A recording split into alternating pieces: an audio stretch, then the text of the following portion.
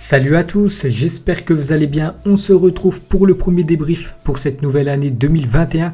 Et pour ce premier débrief, ça sera l'équipe du Barça qui se déplaçait du côté de Bilbao.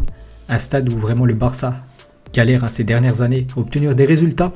Pas ce soir, vu que le Barça s'est imposé 3-2 du côté de Bilbao. Donc bien sûr, pour ceux qui ne connaissent pas mes débriefs, on va déjà parler du match, première partie et deuxième partie de débrief. On notera bien sûr l'équipe Blaugrana, donc il y a pas mal de choses à dire. Donc déjà, voilà le plus important, victoire du FC Barcelone 3-2, donc une victoire surtout acquise en première mi-temps. Donc déjà les buteurs, Pedri, c'est lui qui a inscrit le premier but côté catalan, et un doublé de Léo Messi. Il a été très très bon ce soir, l'Argentin, contre un but de Inaki Williams. C'est un très beau but dans les dernières secondes du match de Muniain, l'attaquant espagnol. Donc voilà, pour parler du match, je vous ai dit, la première mi-temps a été à 100% Blaugrana, à part le début de match, comme d'habitude, le Barça.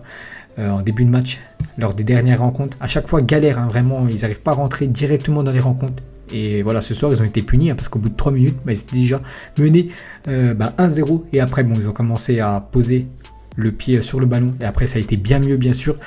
Surtout vu que Léo Messi, ce soir, a été très très bon. Avec toutes ces passes, ces décalages qu'il a fait, et surtout grâce à son doublé, bien sûr, il a permis à cette équipe du Barça de prendre les 3 points. Donc c'est une victoire quand même plutôt logique, les gars du Barça, il n'y a rien à dire. On peut regarder les stats de la rencontre. Voilà, le Barça, déjà, il y a plus de possession de balle, plus de 58% de possession. Il y a plus de tirs au but, 13 tirs contre seulement 8 pour l'équipe de Bilbao, 3 tirs cadrés Bilbao, 9 quand même pour les Blaugrana. Il y en avait 7 en première mi-temps, donc il n'y a rien à dire. Le Barça mérite sa victoire.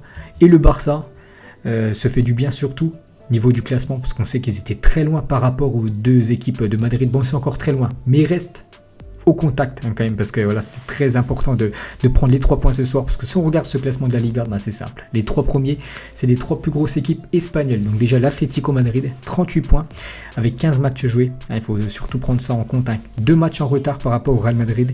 Et l'Atlético a quand même 2 points d'avance sur l'équipe du Real Madrid, avec 2 matchs en retard. Il pourrait prendre 6 points de plus, bien sûr, si l'Atlético, bien sûr, gagne ces 2 matchs. Et bien sûr, le Barça, avec leur victoire, monte sur le podium à cette troisième place, 31 points. Donc il y a quand même un sacré creux, mais c'était une victoire obligatoire pour le Barça. Par exemple, ils auraient perdu ce soir, ça aurait été une catastrophe. On aurait pu le dire, qu'ils auraient perdu le titre dès ce soir, même s'il reste encore beaucoup de matchs. Mais bien sûr, il va falloir combler ce retard dans des prochains matchs. Donc voilà, le Barça a fait l'essentiel, ils se sont imposés. Donc côté Bilbao, n'oubliez pas que Bilbao, lors des derniers jours, ils ont viré leur entraîneur à cause des mauvais résultats. Donc là, c'était la première pour le nouveau coach. Première défaite. Bon, après, c'était le Barça en face. Mais bon, Bilbao, c'est pas ouf cette année. C'est quand même 9e du classement. Depuis que Aduriz quand même a quitté le club, ça va un peu moins bien pour l'équipe basque, cette équipe de l'Athletic Bilbao. Donc voilà les gars, le classement de cette Liga, le Barça 3e, le Real Madrid 2e et l'Atlético Madrid, quand même surprenant les gars, ils enchaînent les victoires. Regardez ces stats, 15 matchs joués, 12 victoires, 2 matchs nuls et seulement une défaite bien sûr contre le voisin du Real. Donc on va noter maintenant bien sûr les joueurs du FC Barcelone, parce qu'il y a pas mal de choses à dire. Donc déjà voilà, je vous mets cette petite compo que je trouve... Bref, on s'en fiche. Donc on voit le barème. On peut mettre une note entre 0 jusqu'à 10. Donc on commence toujours avec le gardien, défense, milieu, attaque. On commence avec Ter Stegen les gars. Donc Ter Stegen, je vous ai dit juste avant, c'est 3 tirs cadrés seulement pour l'équipe de Bilbao. 2 buts encaissés.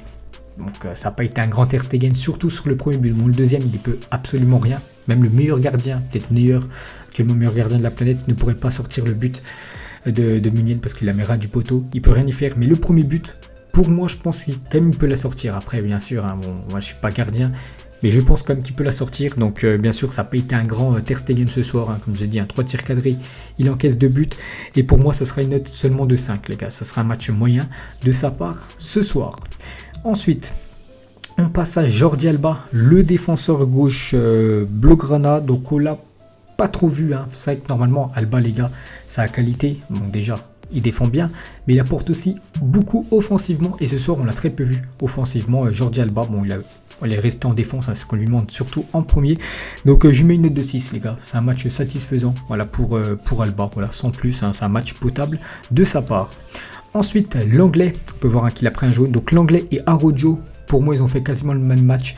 Donc l'anglais, les gars, sur le premier but de Inaki Williams en tout début de match, il se fait crocheter. Hein. Voilà, on peut le dire, il est parti dans le décor. Voilà, Inaki Williams a fait ce qu'il voulait du défenseur français. Sinon après, voilà, ça a été un match solide de sa part. La même chose pour le jeune défenseur espagnol, hein, Araujo.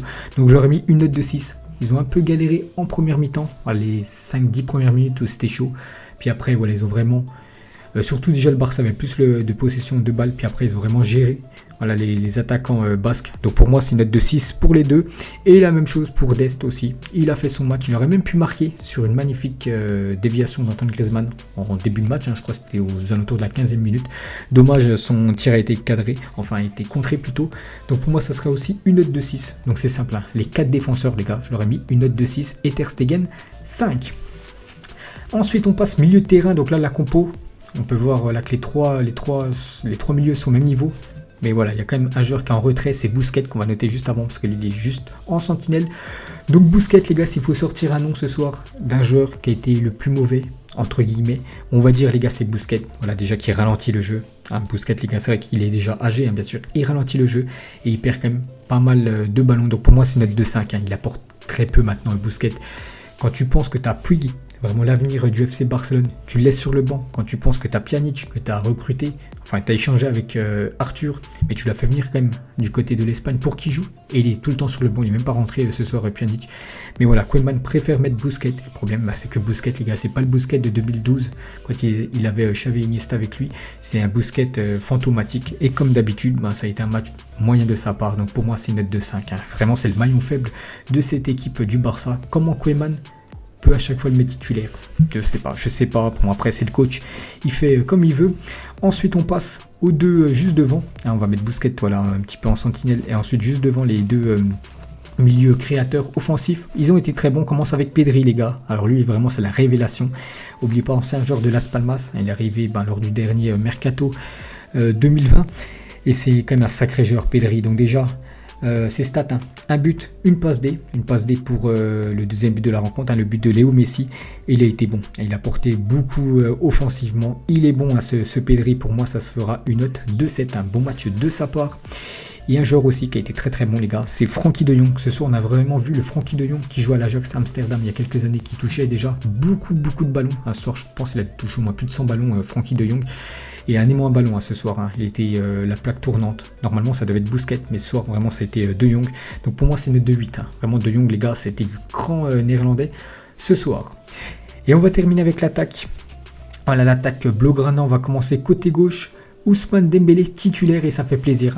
Ça fait plaisir et surtout il a répondu présent, les gars. Ousmane Dembélé, j'ai mis De Jong 8, je mets Ousmane Dembélé 8 malgré qu'il n'a été décisif sur aucun but, hein. Aucune passe D, je crois, aucun but inscrit, mais il a été très très bon, les gars.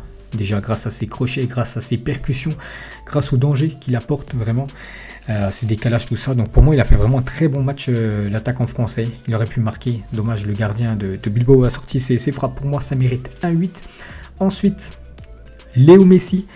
Donc j'ai hésité, les gars, j'ai hésité entre deux notes, la note de 8 et la note de 9. 9 c'est exceptionnel parce que Messi ce soir il était très très bon, hein. Vraiment si Messi venait à quitter l'équipe du Barça, il venait au PSG, s'il a ce niveau là, ça pourrait faire du mal à l'année prochaine. Bref, donc sur sa prestation ce soir je vais lui mettre comme 8 parce que entre guillemets à cause de lui, voilà, c'est lui qui a fait la passe D pour le joueur de Bilbao en fin de match. Heureusement, voilà, Bilbao n'est pas revenu au score, mais c'est lui qui a fait cette erreur. Sinon il aurait eu cette note de 9, bon, il a touché quand même 3 fois les poteaux, Lionel Messi. Il a été très très bon ce soir, je mets 8, les gars, je mets 8, voilà, un doublé pour Léo Messi.